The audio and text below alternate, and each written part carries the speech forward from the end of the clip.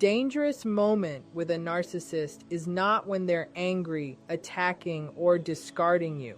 It's when they suddenly go quiet and it feels like you never existed, because when a narcissist does this one thing, they are not coming back, not to explain, not to apologize, not even to hurt you again.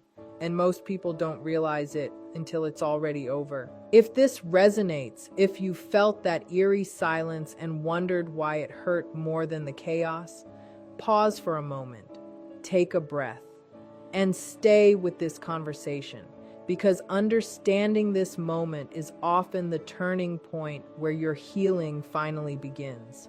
When they are done, the relationship ends, but the illusion shatters for you. And that's not weakness, that's awakening.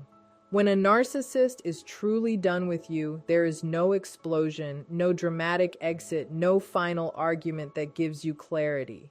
That loud discard people expect is actually a sign of unfinished business. Rage, insults, blocking, smear campaigns, and sudden withdrawals are all emotional behaviors, and emotional behavior means attachment still exists. When they are genuinely finished, the shift is quieter and far more unsettling. It feels like the lights went out in a room you were still standing in. One moment you were central to their focus, and the next you are treated as if you were never significant at all. This quiet exit happens because the narcissist no longer sees a return on emotional investment. You are no longer provoking reactions they can feed on. You may have stopped engaging, stopped explaining, stopped defending yourself, or simply stopped supplying the emotional intensity they require. At that point, confrontation becomes inefficient. Drama costs energy, and narcissists conserve energy when the payoff is gone. Silence is not maturity here, it is disengagement. What makes this especially destabilizing is that the narcissist does not announce this departure. There is no closure conversation because closure would require emotional acknowledgement. Instead, contact fades or stops abruptly. Messages go unanswered. Familiar patterns vanish. You are not told what changed because from their perspective, nothing needs to be explained.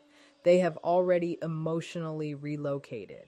This is why people often feel more confused during this phase than during overt abuse. Your mind keeps scanning for meaning, for a final clue, for something to respond to. But there is nothing to push against. That absence creates self-doubt.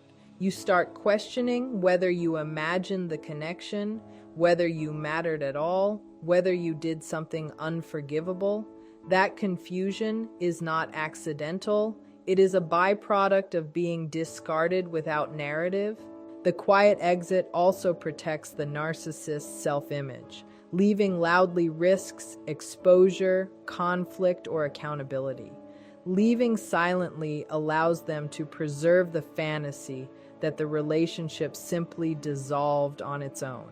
You are not worth explaining, and that is precisely the message being communicated, not through words, but through disappearance. Emotional detachment is far more final than rage, insults, or even a dramatic discard, because rage still contains connection. Anger is emotional engagement. Yelling, blaming, threatening, or punishing means the narcissist is still invested in your reaction. They still want to be seen, felt, feared, or validated. Even cruelty requires attention. When a narcissist is angry with you, you still matter in their internal world. You still occupy space. You still have the power to affect their emotional state, and that power is exactly what sustains the dynamic. Detachment is different. Detachment means you no longer register as emotionally relevant. Your pain does not activate them. Your silence does not provoke them. Your presence does not energize them. This is not growth or healing on their part. It is psychological withdrawal. They have shut down the emotional channel entirely because it no longer serves their needs. Where rage says, "You hurt me," or "You challenge my control," detachment says, "You are no longer worth emotional investment." This is why detachment feels colder and more destabilizing than abuse. Abuse gives your nervous system something to respond to. Detachment gives it nothing. The human brain is wired to seek resolution through interaction, even painful interaction. When that interaction disappears, the bond does not instantly dissolve. Instead, it lingers unanswered. You may replay conversations, search for meaning, or wait for a response that never comes. Meanwhile, the narcissist has already emotionally exited. Detachment also protects the narcissist's fragile self-image. Rage risks exposure. Arguments can reveal cracks. Detachment avoids accountability altogether. By disengaging emotionally, they avoid reflection, remorse, or repair. They do not have to admit wrongdoing if they simply stop caring. This allows them to move on without confronting the harm they caused, rewriting the relationship as insignificant rather than failed. For the person left behind, this emotional cutoff can feel like erasure, not because the relationship lacked meaning, but because it had meaning to only one side in a sustainable way. The silence communicates a brutal message, not that you were wrong, but that you are no longer necessary. And that realization often hurts more than any insult ever could. Indifference is the true ending because it signals the complete absence of emotional investment. Cruelty, manipulation, and even abandonment still carry emotional charge. They are active behaviors that require attention, intention, and engagement. Indifference requires none of that. When a narcissist becomes indifferent, you no longer serve a psychological function in their inner world. You are not someone to dominate, punish, impress, or extract emotion from. You are simply irrelevant. This is why indifference feels so dehumanizing. Human beings are wired to measure connection through emotional response. Even negative attention confirms existence. Indifference denies it. When a narcissist reaches this stage, they don't try to win arguments, defend their actions, or reshape your perception. They stop caring how you see them because your perception no longer matters. Your feelings, your confusion, and even your pain no longer register as meaningful stimuli. Indifference also explains the sudden emotional flatness people describe. There is no anger to respond to, no warmth to reach for, no tension to resolve. Communication, if it exists at all, becomes mechanical or non-existent. The warmth that once hooked you is gone, and the hostility that once terrified you is gone too.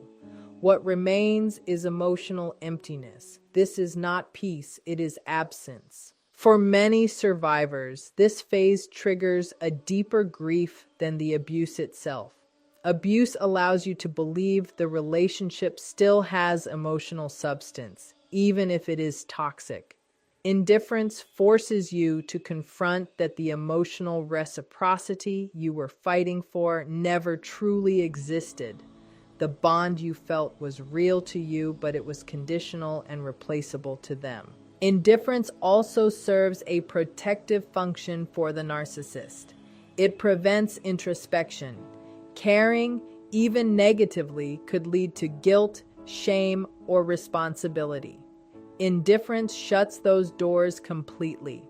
By emotionally nullifying you, they can move forward without integrating the reality of what they did or how it affected you. This is why chasing explanations during this phase only deepens the wound. You are seeking meaning from someone who has already emotionally exited. The lack of response is the response. Indifference is not a phase to work through, it is the psychological endpoint. And recognizing that truth, as painful as it is, often marks the beginning of reclaiming your own emotional reality.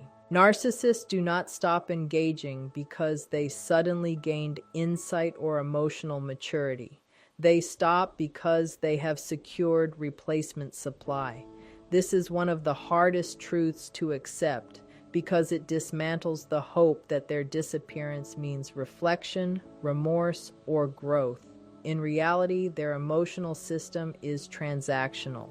When one source stops producing admiration, validation, obedience, or emotional intensity, they redirect their attention elsewhere. The shift can appear abrupt, but internally it is often calculated and already underway. Replacement supply does not have to be better, healthier, or more compatible. It only has to be new. Novelty provides stimulation. A fresh person has not yet set boundaries, challenged the narrative, or seen behind the mask. That makes them efficient. Once that new source is in place, the old one becomes unnecessary. This is why the emotional cutoff feels so sudden. You are not being left because you failed. You are being left because you are no longer exploitable in the same way. This replacement explains the chilling calm that follows. There is no longing, no processing, no grief on their end. Emotional energy has already been reassigned. While you are still metabolizing the loss, replaying moments, and searching for meaning, they are mirroring someone new, telling a revised version of their story, and positioning themselves as unchanged and unaffected. The speed of this transition can feel like betrayal layered on top of abandonment. What makes this especially destabilizing is that narcissists rarely announce this shift. There is no honest admission of moving on. Instead, you may sense it through emotional absence, delayed responses, or sudden disinterest.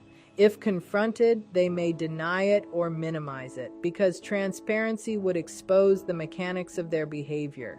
Acknowledging replacement supply would require them to confront their pattern, and patterns threaten their self-image. This is also why trying to compete or prove your worth at this stage is so damaging.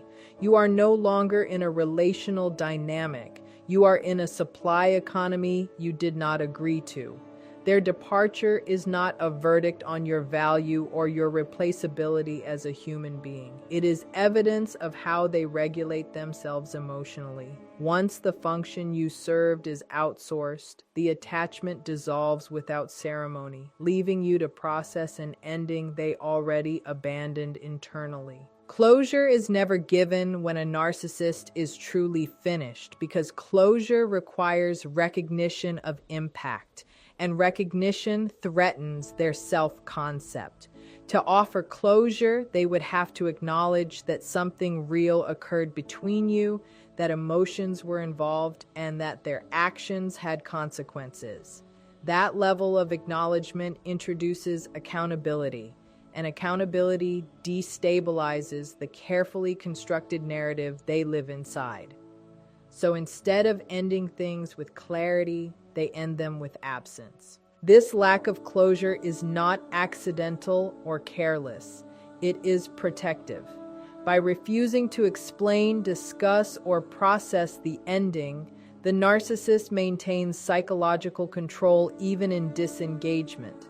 You are left holding unanswered questions while they walk away unburdened. The imbalance continues, just in a quieter form. You are searching for meaning. They have already erased the need for it. People often misinterpret this silence as confusion or emotional overwhelm on the narcissist's part.